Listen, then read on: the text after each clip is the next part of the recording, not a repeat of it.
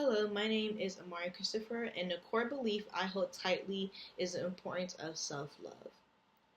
We often put a lot of energy into caring for others, but we rarely pause to check in with ourselves. So, a question that you should ask yourself going through this presentation is when was the last time you checked yourself? Or ask how you're doing, or even took a moment to reflect your day, week, or even month in a journal, voice note, anything. In this talk, I'm going to share my own experience with self love and offer some tips you can try to start building into your life. So, just a general knowledge of what self love is. It's all about valuing and caring for yourself in a positive way. And it's mainly about making choices to support your mind, body, and soul.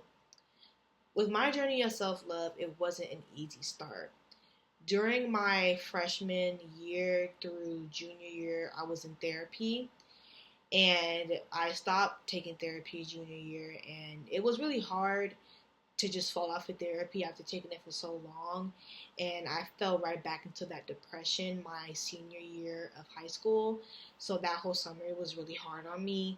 And one day, throughout the summer, I was scrolling on TikTok and I seen a TikTok video of like suggestions on podcasts to listen to boost your confidence and to feel your better self. And I was very hesitant at first because I didn't want to do a whole repeat like therapy. I just felt like hopeless about any type of self-love because I just dropped therapy. So I was just like, I just don't want to do it. But then there was like a thought in the back of my mind. I was like, just give it a try and to just see how it goes. So I did, and I picked the podcast out of the ones that I see on TikTok called Self Obsessed, and it's where the podcast host Tom Carr shares tips on how to become the best version of yourself and give out quotes, tips, and homeworks at the end of her podcast on how to build a better self and to build that discipline. And a quote that really resonated with me from her podcast was when she said, "Every obstacle is a setup for something better." And this resonated with me the most because through that whole senior year, it was just a lot of ups and downs with me going to college. And it was just a whole array of just a season of depression. And I was just like, it was just so much. And it was a big obstacle. And I was like, maybe this TikTok, because it's a For You page, so sometimes I see it as a sign.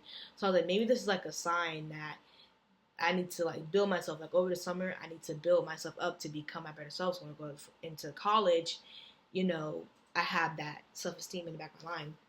So during the summer, I was very heavily listening to her podcast.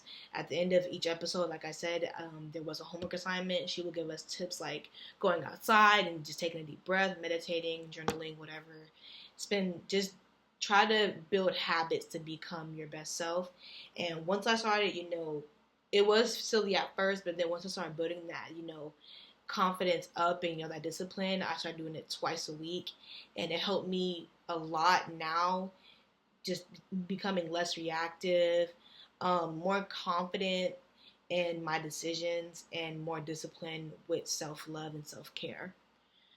But even though I'm on my self-love journey, taking that step to lift myself out of that depression was just an act of self-love in itself, and it's just the beginning of my self-love journey.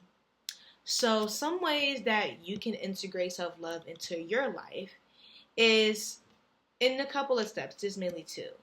So for the first step, how to integrate it is to identify the areas that you need to work on, whether it's mental, physical, or both. Once you've pinpointed your focus and you committed to tackling it, for example, say if you want to prioritize mental well-being, that's something that you want to target and work on. And then, you're going to work on that, for however long you're going to work on it for.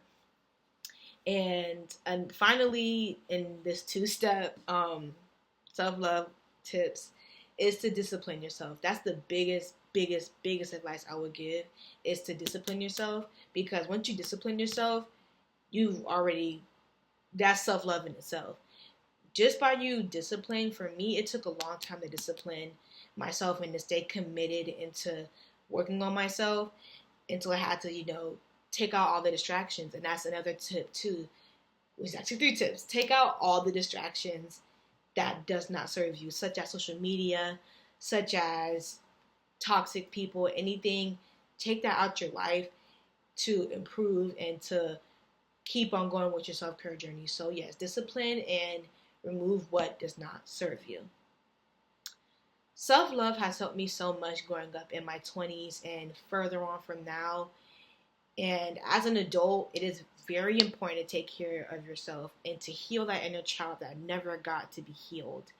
And it's very important for you to, in this economy, in this state, even in college for students, it is very important for you to self-love and self-care yourself in circumstances like this. So that is all that I have. Thank you for listening and have a great rest of your day.